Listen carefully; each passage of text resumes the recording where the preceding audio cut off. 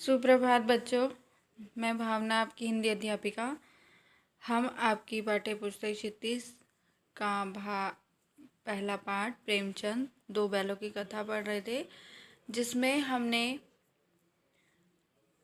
पढ़ा था कि हीरा और मोती दो बैल होते हैं। वो किसके होते हैं? जूरी के होते हैं। और वो दोनों बैल एक दूसरे के कितने समीप होते हैं। वे एक दूसरे की भावनाओं को, जानवर होने के बावजूद भी एक दूसरे की बातों को बिना बोले समझ जाते हैं। लेकिन झूरी क्या होता है? झूरी अपने साले गया को वो बैल क्या कर देते हैं? अपने ससुराल भेज देता है। लेकिन कहा जाता है ना कि जब जानवर जिस स्थान पर रहता है उसको वहाँ के लोग, वहाँ के मालिक उनसे लगाव हो जाता है, तो दूसरी जगह उनका मन नहीं लगता। तो झूरी के दोनों बैल भी जब गया के साथ जाते हैं तो वो वहाँ से भाग आते हैं। हमने यहाँ तक पढ़ा था। अब वहाँ भागने के बाद वो झूरी के पास आते हैं। उसके बाद झूरी क्या करता है उन बैलों के साथ, तो आगे हम यही पढ़ेंगे। जब झूरी उन दोनों बैलों को देखता है तो वो क्या हो जाता है? स्नेह से गदगद हो जाता है, यानी वो खुश हो जाता है। दौड़कर उन्हें गले लगा लिया। प्रेम आलिंगन और चुम्बन का वह दृश्य बड़ा ही मनोहर था, क्योंकि झूरी भी उन बैलों की ना रहने पर बहुत दुखी था।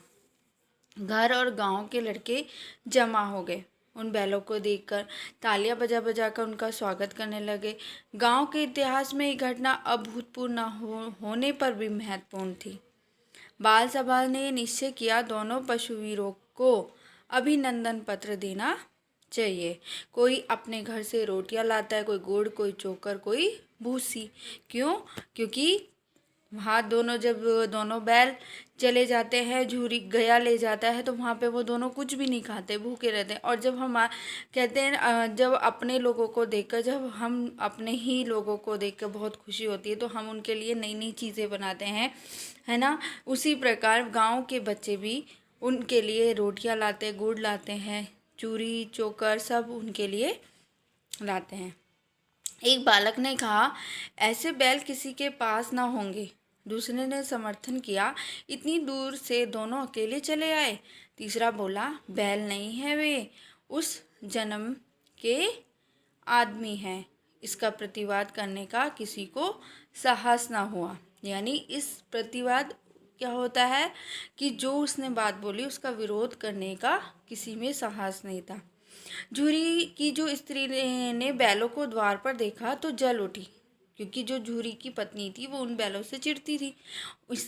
इसी चिढ़ के कारण जो झूरी था उसने उन बैलों को कहाँ भेज दिया था? अपने ससुराल। अपनी जो पत्नी थी वहाँ पे उन्होंने उस बैलों को भेज दिया था, जबकि झूरी नहीं चाहता था। बोली, कैसे नमक हराम बैल हैं, एक दिन वहाँ काम ना किया, भाग खड़े हुए। बैलों के लिए बोल रही है उसकी जो पत्नी है। जूरी अपने बैलों पे ये आक्षेप ना सुन सका। नमक हराम क्यों?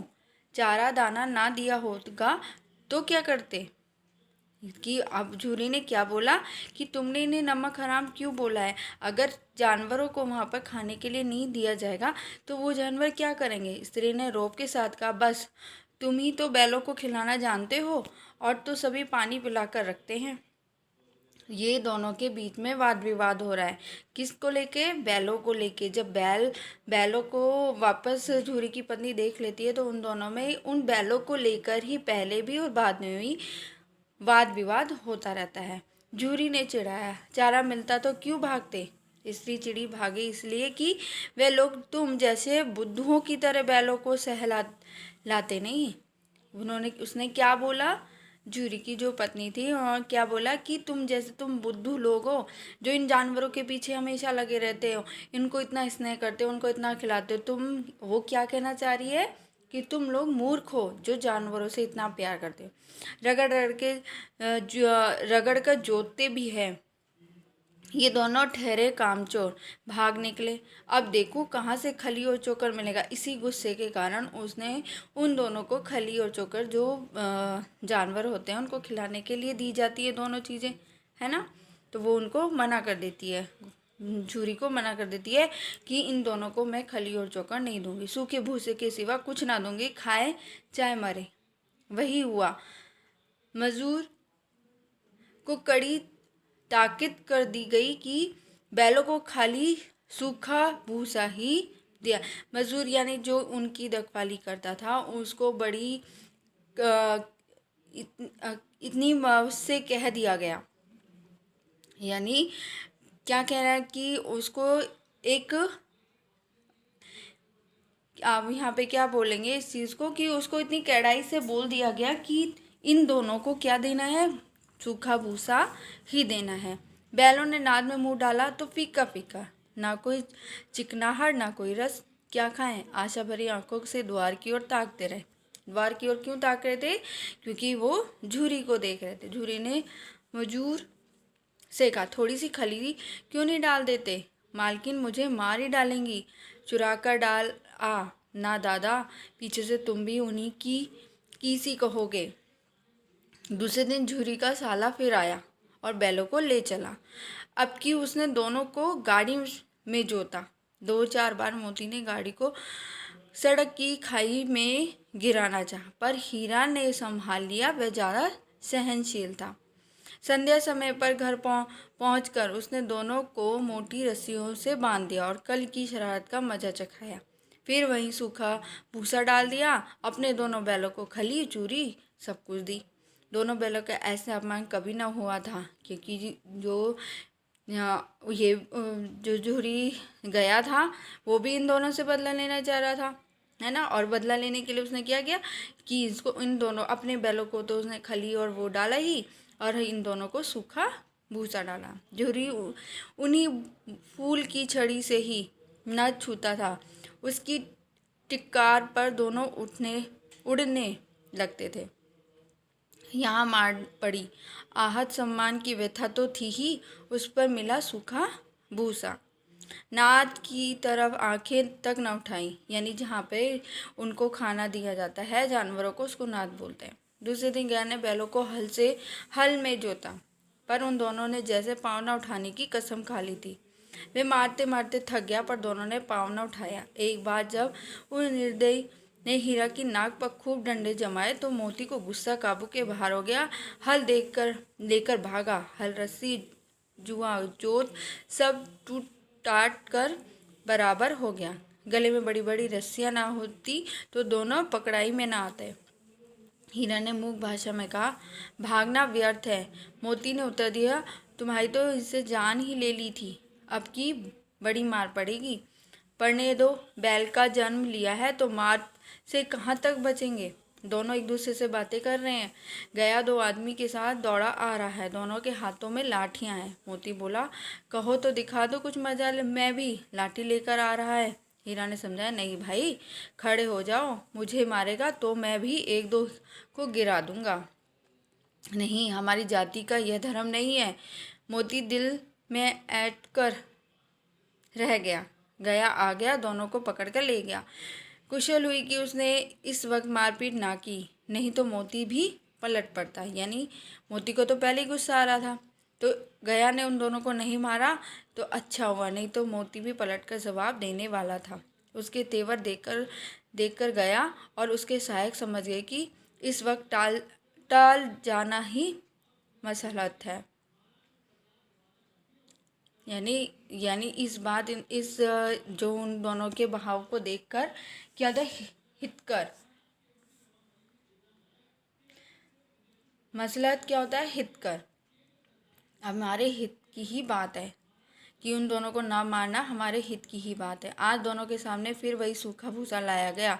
दोनों चुपचाप खड़े रहे। घर के लोग भोजन करने लगे। उस वक्त छोटी सी लड़की 2 रोटियां लिए निकली, दोनों के मुंह में देकर चली गई। उस एक रोटी से इसकी भूख तो क्या शांत होती, पर दोनों के हृदय को मानो भोजन मिल गया। वो जो छोटी सी लड़की थी वो गया की बेटी थी। इन 2 रोटी से इन बैलों को क्या होना था, लेकिन 2 रोटी के पीछे उस लड़की की क्या भावना थी उन बैलों के लिए, उस भावना से ही उन दोनों का, क्योंकि उन दोनों का पेट भर गया था, क्योंकि उसने जो उन दोनों को पूछ ही नहीं रहा था वहाँ पे, उस लड़की ने उन दोनों की इस दशा को देखकर उन दोनों पर दया ही, और उसने उन दोनों को बड़े प्यार से रोटी खिलाई। लड़की भैरव की थी। यानी भैरव वहीं पे कोई काम करता होगा, उनकी थी, उसकी माँ मर चुकी थी, सौतेली माँ उसे मारती थी, इसलिए उन बैलों ने उसे एक प्रकार की आत्मीयता, क्योंकि झूरी के साथ जो गया हीरा और मोती, गया हीरा मोती के साथ जो व्यवहार कर रहा था एक सौतेलेपन का, है ना, तो वो ही चीज़ उस लड़की को इन बैलों के साथ दिखाई दे रही थी। तो जब दो व्यक्तियों के साथ एक सी समस्याएं होती हैं तो वो एक दूसरे की भावनाओं को अच्छे से समझ लेते हैं। और यहाँ पे लड़की और हीरा मोती की जो स्थिति थी, सौतेले क्या होते हैं उतनी परवाह नहीं करते अपने बच्चों की, है ना, तो ऐसे ही गया और ऐसे ही हीरा और मोती के साथ भी हुआ। तो उन दोनों में एक दूसरे के प्रति क्या हुई, आत्मीयता की भावना हुई। दोनों दिन भर जोते जाते, डंडे खाते, अड़ते, शाम को थान पर बांध दिए जाते और रात को वही लड़की उन्हें 2 रोटियां खिला जाती। प्रेम के इस प्रसाद की यह बरकत थी कि 2-2 गाल सूखा भूसा खाकर भी दोनों दुर्बल न होते थे, मगर दोनों की आंखों में रोम रोम में विद्रोह भरा हुआ था। एक दिन मोती ने मूक भाषा में कहा, अब तो नहीं सहा जाता हीरा, क्या करना चाहते हो? एक हाथ को सींगों पर उठाकर फेंक दूं? लेकिन जानते हो वह प्यारी लड़की जो हमें रोटियां खिलाती है उसी की लड़की है जो इस घर का मालिक है, ये बेचारे अनाथ हो गई है, तो मालकिन को ना फेंक दूं? वही तो इस लड़की को मारती है। लेकिन औरत जात को सींग चलाना मना है, ये भूले जानते हो? तुम तो किसी की तरह निकलने ही नहीं देंगे। आओ बताओ, तुड़ाकर भाग चले। मोती क्या बोल रहा है, मोती हीरा से तेज होता है कि तुम तो किसी भी तरह हमें यहाँ से निकलने ही नहीं दोगे। हाँ, यह मैं स्वीकार करता हूँ, लेकिन इतनी मोटी रस्सी टूटेगी कैसे? इसका एक उपाय है, पहले रस्सी को थोड़ा सा चबा लो, फिर एक झटके में टूट जाएगी।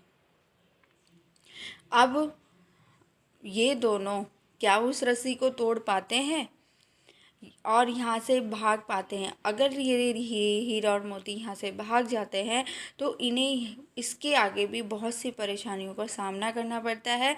वो कौन कौन सी परेशानियाँ होती हैं वो हम अगले भाग में पढ़ेंगे। ठीक है बच्चों, थैंक यू।